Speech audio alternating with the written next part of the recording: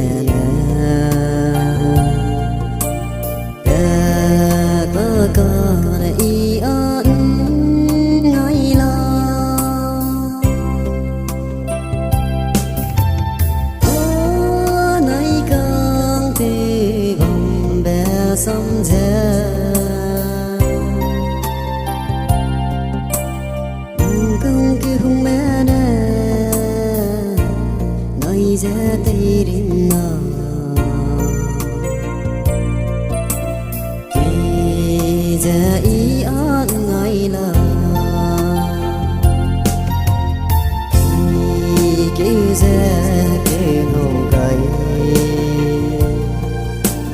tình tê đình tình ra quăng gầy bé gù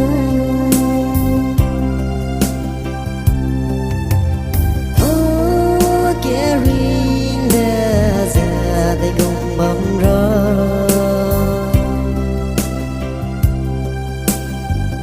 kêu con ở nè bóng bên nhìn gầy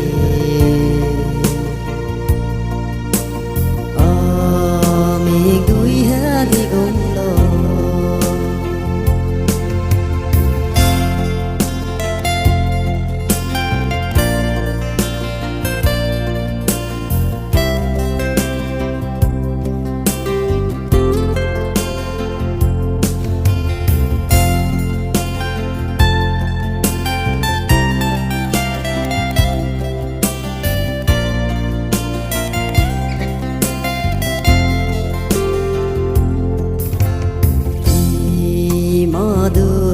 chỉ ta ta đi ở vùng xia bé câu giang da đi rồi mẹ gồm ra ninh trình lại dây ở vùng kia đã xa ra nắng chưa không lệ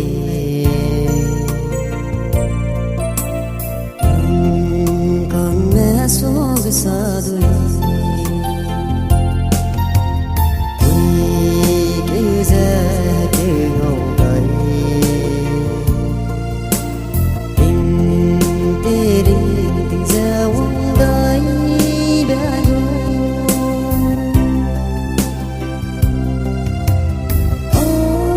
carrying the ra tay cùng bóng rơ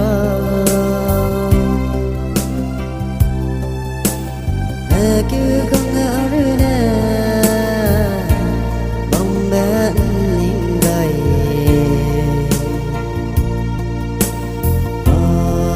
mình đuổi hết đi cùng lo